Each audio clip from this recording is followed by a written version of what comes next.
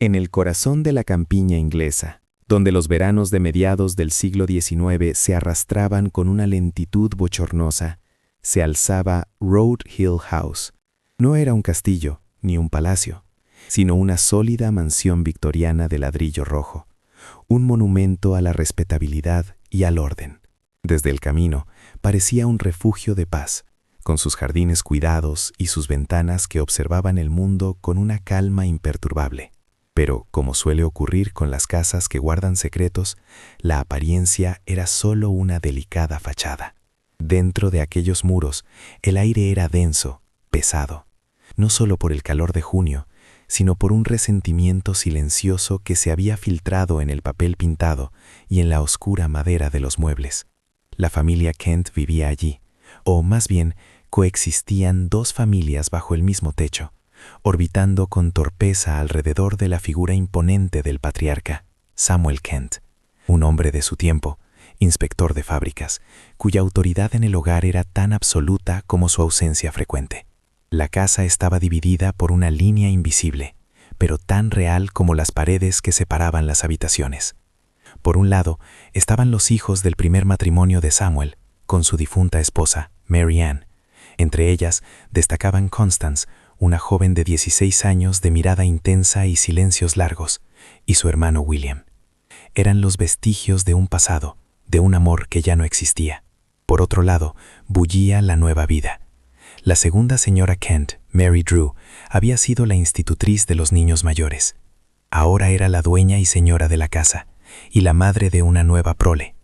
Y en el centro de este nuevo universo familiar, como un pequeño sol, brillaba Francis Saville Kent, un niño de casi 4 años, cariñosamente llamado Saville. Era el preferido, el símbolo de la nueva era de la familia Kent. Para Constance, Road Hill House no era un hogar, sino una jaula dorada.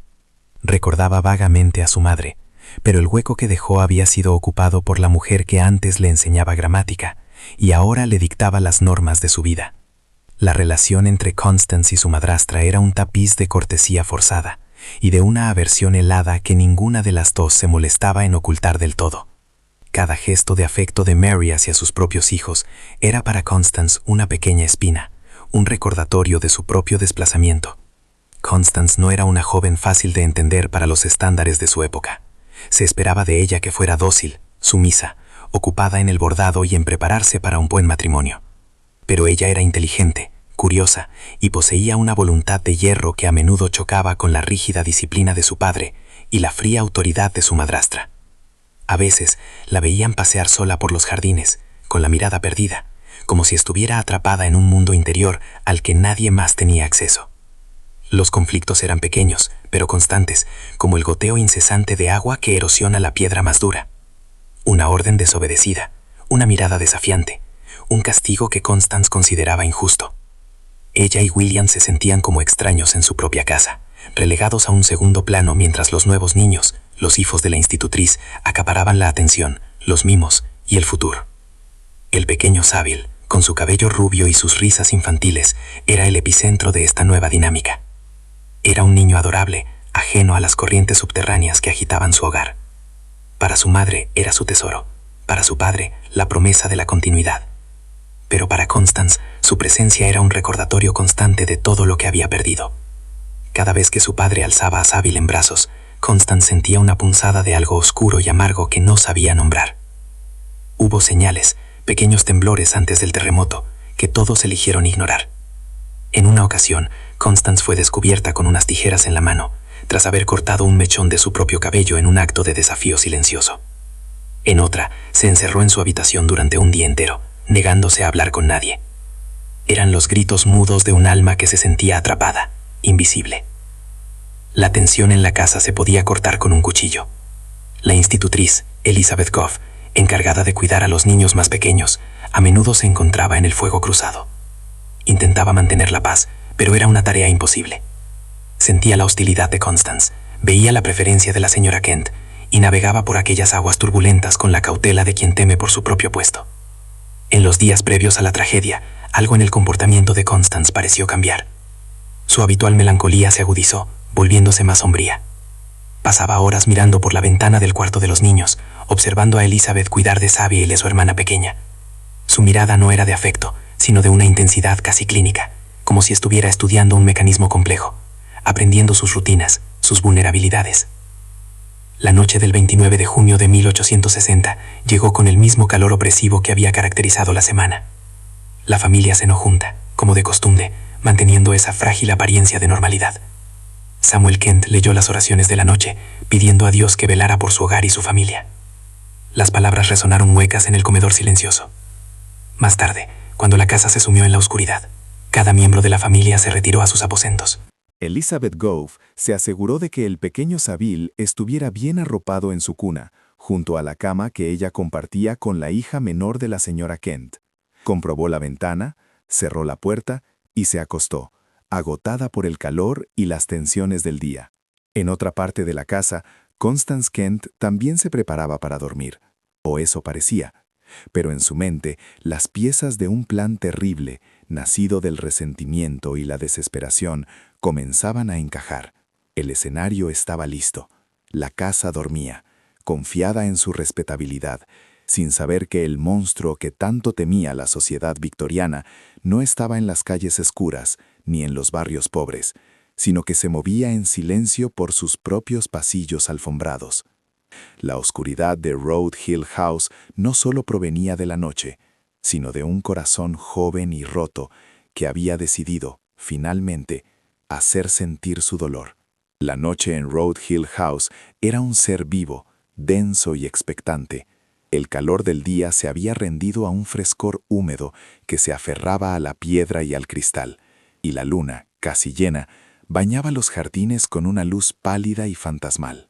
Dentro, el silencio era casi absoluto, roto solo por el crujido ocasional de la madera al asentarse y el tic-tac solemne del gran reloj del vestíbulo, que medía el tiempo con una indiferencia cruel, ajeno a lo que estaba a punto de suceder. En la quietud de su dormitorio, Constance Kent no dormía. Hacía horas que yacía inmóvil, con los ojos abiertos en la oscuridad, escuchando los ritmos de la casa. Escuchaba el respirar profundo de su padre desde el otro lado del pasillo, el murmullo ocasional de algún sirviente en los pisos superiores. Esperaba a que el último suspiro de conciencia se apagara, a que la casa entera se sumiera en ese sueño profundo que precede al amanecer. Finalmente, el momento llegó. El silencio se hizo completo, pesado. Con un movimiento que parecía ensayado 1000 veces en su mente, Constance se deslizó fuera de su cama.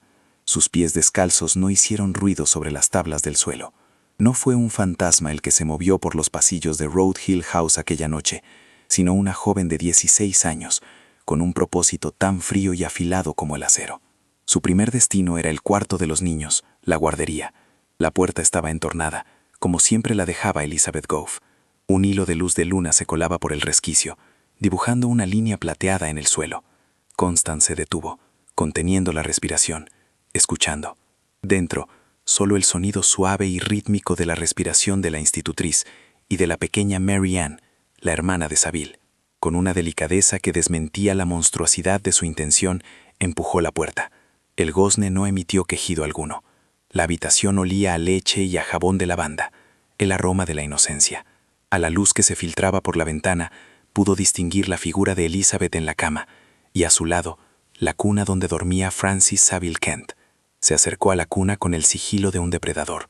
El niño dormía plácidamente, con una mano hecha un puño junto a su mejilla sonrosada. Por un instante, el mundo pareció detenerse. Hubo duda, un último destello de compasión. Si lo hubo, fue extinguido por años de resentimiento acumulado. Se inclinó y, con sumo cuidado, lo alzó en brazos. El niño se removió, emitiendo un pequeño quejido somnoliento. Constance lo acunó contra su pecho, envolviéndolo con la manta de lana que lo cubría, sofocando cualquier posible llanto antes de que pudiera nacer. Con su preciosa y condenada carga, Constance inició el descenso. No usó la escalera principal, la que crujía bajo el peso de la historia familiar, sino la escalera trasera, la de los sirvientes, más estrecha y empinada, pero silenciosa. Cada paso era medido, cada sombra un posible enemigo. La casa, su jaula, era ahora un laberinto que debía navegar sin despertar a sus guardianes. Llegó a la planta baja. En lugar de dirigirse a la puerta trasera, se desvió hacia el salón. Allí, una de las altas ventanas que daban al jardín era su vía de escape elegida. Había estudiado sus cerrojos, su mecanismo, con una habilidad sorprendente. Descorrió el pestillo interior. El ligero clic fue como un trueno en el silencio, pero nadie se movió en los pisos superiores. Abrió la ventana lo justo para poder pasar. El aire fresco de la noche la golpeó en el rostro. Una vez fuera, en el césped húmedo por el rocío, la sensación de libertad debió de ser abrumadora, pero también aterradora. La luna la iluminaba por completo. Era vulnerable. Se movió con rapidez, bordeando la casa, manteniéndose en las sombras que proyectaban los altos muros de ladrillo. Su destino no estaba lejos. Una pequeña construcción de servicio al fondo del jardín, la letrina exterior, el retrete, un lugar mundano, privado, destinado a convertirse en una tumba. Dentro de la oscuridad fétida de la letrina, el plan de Constance alcanzó su punto culminante. No había vuelta atrás. Se aseguró de que la puerta estuviera bien cerrada.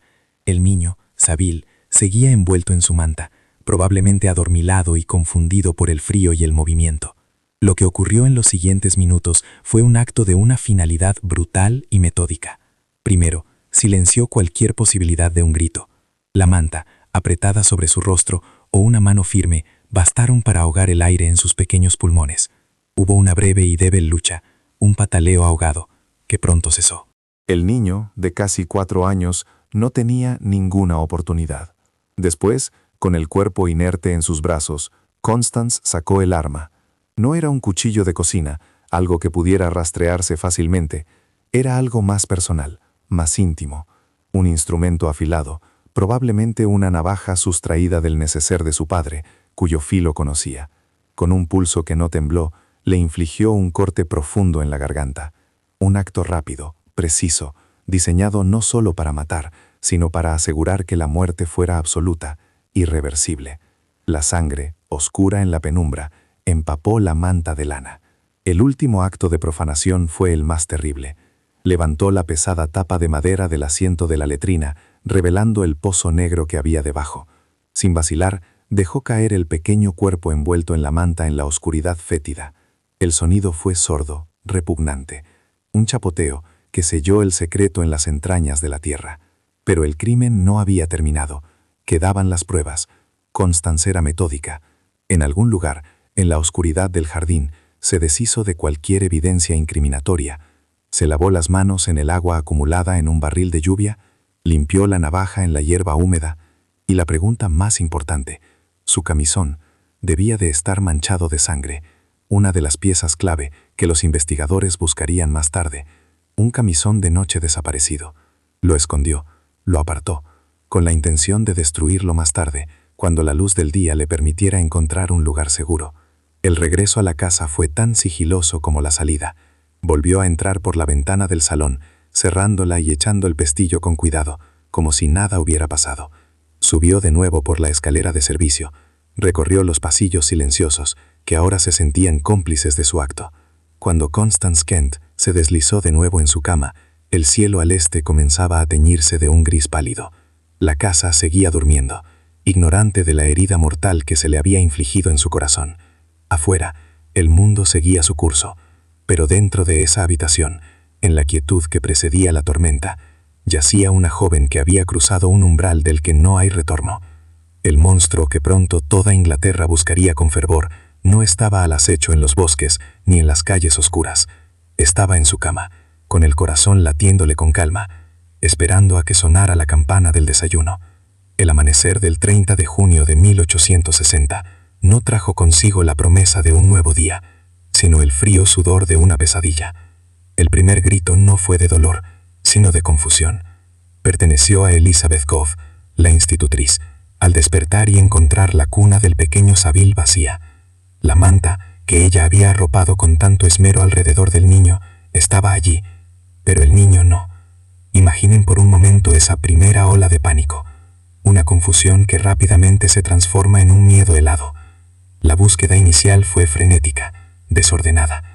Un susurro que se convierte en una llamada que se eleva hasta ser un clamor desesperado. Se buscaron en los armarios, debajo de las camas, en los rincones oscuros donde a un niño le podría gustar esconderse. Pero Road Hill House, que la noche anterior había sido un santuario, se había convertido en una tumba silenciosa. La noticia se extendió como una mancha de aceite, primero a los sirvientes, luego a los señores de la casa. Samuel Kent, el patriarca, intentó imponer orden en medio del caos, pero su autoridad se desmoronaba ante una verdad tan terrible. Mary, la madre, se sumió en un estado de histeria y negación, y en medio de todo ello, observando desde un rincón, con una calma que nadie supo interpretar, estaba Constance Kent. Veía el pánico que ella misma había sembrado, y su rostro era una máscara impenetrable. Cuando quedó claro que el niño no estaba en la casa, la búsqueda se extendió a los jardines. Fue entonces, en las primeras horas de la mañana, cuando se hizo el descubrimiento que cambiaría todo. 2 hombres, un vecino y un trabajador, siguiendo una corazonada terrible, abrieron la tapa de la letrina de los sirvientes, y allí, sumergido en la inmundicia, envuelto en su propia manta ensangrentada, encontraron el pequeño cuerpo de Francis Saville Kent. La llegada de la policía local fue el segundo acto de esta tragedia. Hombres de campo, acostumbrados a tratar con cazadores furtivos y disputas de tierras, se vieron de repente enfrentados a un horror para el que no estaban preparados. Su primera inspección de la escena del crimen fue, para los estándares modernos, un desastre. Pisotearon posibles huellas, manipularon pruebas sin el debido cuidado y permitieron que la familia y los sirvientes deambularan por la casa, contaminando el aire con sus propias teorías y sospechas. Desde el principio, la investigación se vio empañada por un prejuicio fundamental de la época victoriana, la creencia de que un mal tan profundo solo podía provenir del exterior. La primera teoría, la más cómoda, fue la de un intruso, alguien que, por algún motivo oscuro, había entrado en la casa, secuestrado al niño y lo había asesinado de una forma tan brutal. Pero esta teoría se desmoronaba ante los hechos. No había señales de entrada forzada, salvo por la ventana del salón que estaba abierta por dentro. Nada había sido robado. El crimen era demasiado personal, demasiado íntimo. Los primeros interrogatorios fueron un reflejo de esta confusión. Se interrogó a los sirvientes, buscando rencores ocultos o conexiones sospechosas. Se sospechó de Elizabeth Goff, la institutriz. ¿Era posible que tuviera un amante secreto? ¿Que el niño la hubiera descubierto y ella lo hubiera silenciado para proteger su reputación? La joven fue sometida a un escrutinio humillante, su vida privada expuesta y diseccionada por hombres que veían en ella un blanco fácil. Mientras tanto, la noticia del asesinato de Road Hill House había llegado a Londres. Los periódicos, con su nueva capacidad para difundir información a una velocidad vertiginosa, se abalanzaron sobre la historia. La convirtieron en una sensación nacional. El misterio de Road Hill se discutía en los salones de la alta sociedad y en las tabernas más humildes. La Inglaterra victoriana, tan orgullosa de la santidad del hogar, se veía obligada a mirar un espejo que le devolvía una imagen monstruosa. La idea de que el asesino pudiera ser un miembro de la propia familia era para muchos simplemente impensable. Ante la ineficacia de la policía local y la creciente presión pública, las autoridades locales tomaron una decisión que sería crucial. Solicitaron ayuda a Scotland Yard. Y Scotland Yard envió a uno de sus mejores hombres, el inspector Jonathan Jack Witcher. Su llegada a Road Hill House marcó un antes y un después en la investigación. Witcher no era un policía de pueblo, era un detective profesional, uno de los primeros de su clase. Era un hombre observador, metódico y, sobre todo, inmune a las presiones de la clase social. Witcher examinó la casa no como un hogar, sino como la escena de un crimen. Su mirada analítica no veía un salón respetable, sino una posible ruta de escape. No veía a una familia afligida, sino a un grupo de sospechosos. Rápidamente descartó la teoría del intruso. El crimen, estaba convencido, se había cometido por alguien de dentro, alguien que conocía las rutinas de la casa, que podía moverse por sus pasillos en la oscuridad sin ser detectado. El foco de Witcher se centró en las incongruencias, en las pequeñas piezas que no encajaban. Una de ellas fue un trozo de tela ensangrentado, un pedazo de camisa de hombre, encontrado cerca de la letrina. Esto llevó a sospechar brevemente de Samuel Kent. Podría el padre, en un ataque de ira, o en medio de una disputa con su esposa, haber cometido el acto. Witcher incluso consideró la posibilidad de un romance entre el señor Kent y la institutriz, un secreto que el niño podría haber amenazado con revelar. Pero fue otra pieza de tela, o más bien la ausencia de ella, la que obsesionó al detective, un camisón de noche. Durante el recuento de la colada de la familia, se descubrió que a Constance Kent le faltaba uno de sus camisones. Cuando se le preguntó al respecto, ella y otros miembros de la familia dieron respuestas vagas y contradictorias. Para Witcher, esta fue la clave. Un asesinato tan sangriento habría dejado manchas imposibles de ocultar en la ropa del asesino. Un camisón desaparecido era para él la prueba de un intento de destruir la evidencia. El inspector comenzó a observar a Constance de cerca. Vio a una joven de 16 años que no se comportaba como se esperaba de una hermana en duelo. Era reservada, a veces desafiante, y poseía una inteligencia y una compostura que a Witcher le parecieron antinaturales. Empezó a reconstruir una narrativa alternativa, una que la sociedad victoriana se negaba a contemplar. Una historia de celos, de resentimiento profundo hacia su madrastra, y el hijo predilecto que había usurpado su lugar en el afecto de su padre. Cuando el inspector Witcher acusó formalmente a Constance Kent del asesinato de su hermanastro, la reacción fue de incredulidad y escándalo. ¿Cómo podía un detective de la clase trabajadora atreverse a acusar a una joven dama, a la hija de un caballero respetable? La prensa, que antes había clamado por un culpable, ahora se volvió contra Witcher. Lo retrataban como un sabueso torpe y arrogante, un hombre que prefería destruir la reputación de una familia inocente antes que admitir su fracaso. El sistema de justicia local, influenciado por la opinión pública y los prejuicios de clase, se puso del lado de la familia Kent. Constance fue llevada ante los magistrados, pero la evidencia en su contra era puramente circunstancial. Sin el camisón ensangrentado, sin un arma homicida, sin una confesión, el caso de Witcher era solo una teoría, una historia plausible pero indemostrable. Constance fue liberada, y el inspector Witcher se vio obligado a retirarse del caso, con su reputación hecha jirones. Para el mundo exterior, la familia Kent había sido vindicada. Habían resistido el asalto de un detective demasiado ambicioso y habían protegido el honor de su hija. Pero dentro de los muros de Road Hill House, la victoria sabía a ceniza. La investigación había desenterrado secretos y resentimientos que ahora no podían volver a ser enterrados. La confianza se había roto para siempre.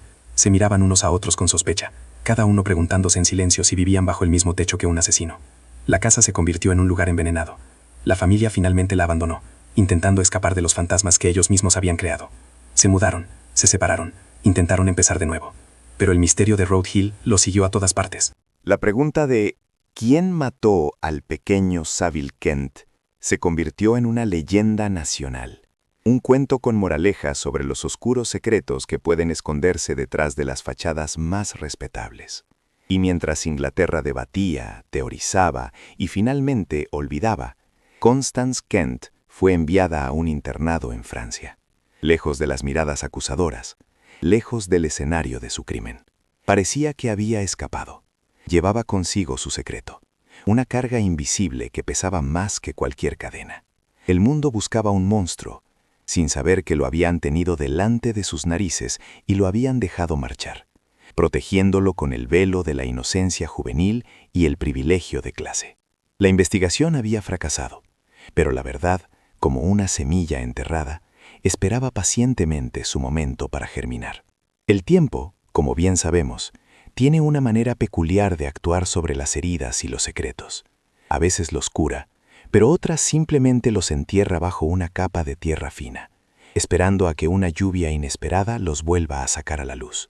Para Inglaterra, el caso de Road Hill House se convirtió en eso, un recuerdo incómodo, una historia de fantasmas que se contaba en voz baja. El inspector Witcher se había retirado, su carrera manchada por un fracaso que no era suyo, y la familia Kent se había dispersado, tratando de huir de una sombra que llevaban dentro. ¿Y Constance? Constance fue enviada lejos, primero a un internado en Francia, y luego, al cumplir la mayoría de edad, buscó refugio en un lugar donde las almas atormentadas a menudo buscan consuelo o penitencia: la iglesia. Se instaló en Brighton, en una institución anglicana de la alta iglesia llamada St. Mary's Home, un lugar de recogimiento y piedad dirigido por un carismático reverendo, Arthur Wagner.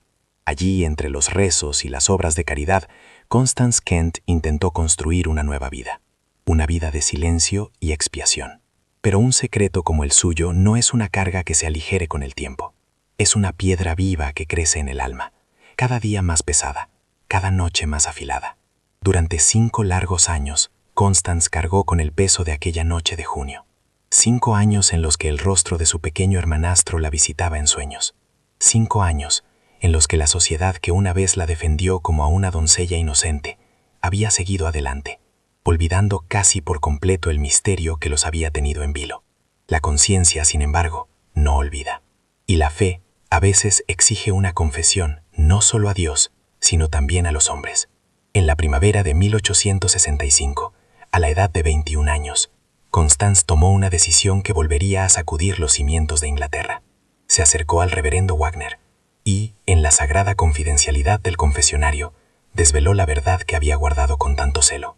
Le contó todo: la planificación, el sigilo en la noche, el acto brutal en la letrina y el camisón ensangrentado que había escondido y destruido. El reverendo Wagner se enfrentó a un dilema moral terrible. La confesión era sagrada, pero el crimen era monstruoso, y la justicia terrenal no se había cumplido.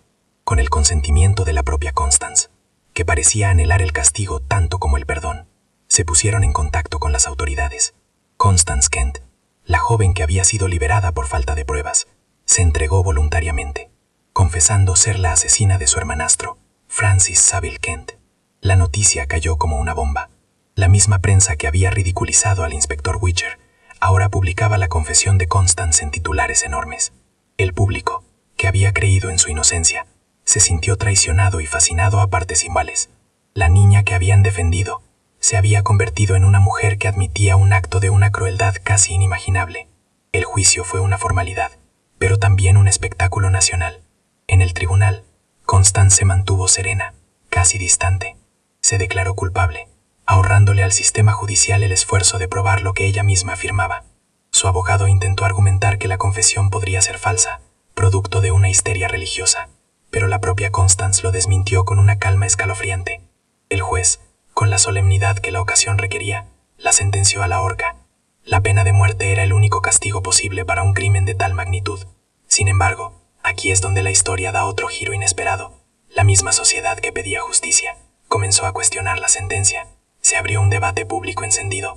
¿Era justo ejecutar a una mujer por un crimen que había cometido cuando era solo un adolescente de 16 años? Su juventud en el momento del asesinato, su género y su aparente arrepentimiento movieron hilos de compasión en el corazón victoriano.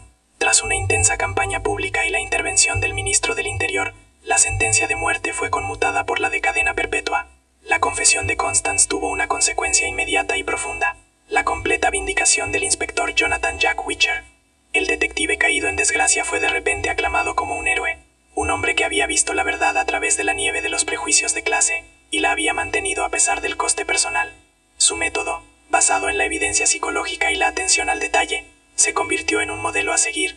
El caso de Road Hill House ayudó a cimentar la reputación de Scotland Yard y a transformar la figura del detective, de un simple sabueso a un profesional respetado, un pilar de la nueva era de la investigación criminal. Constance Kent pasó los siguientes 20 años de su vida en prisión. No fue una prisionera problemática. Aprendió oficios, trabajó en las enfermerías de las cárceles de Millbank y Fulham y se ganó una reputación de ser una mujer tranquila y eficiente. En 1885, a la edad de 41 años, fue liberada. Su deuda con la sociedad, al menos a los ojos de la ley, estaba saldada. Pero, ¿cómo se vuelve a una sociedad que conoce tu secreto más oscuro? Constance sabía que en Inglaterra siempre sería la asesina de Road Hill, así que hizo lo que tantos otros hicieron en busca de una segunda oportunidad: desapareció. Con la ayuda de su hermano William y del reverendo Wagner, cambió su nombre por la de Ruth Emily Kay y emigró a las Antípodas, Australia. Allí, en una tierra nueva y vasta, la mujer que una vez fue Constance Kent vivió el resto de su larga vida. Se formó como enfermera y dedicó sus años a cuidar de los enfermos, trabajando en hospitales y centros para leprosos.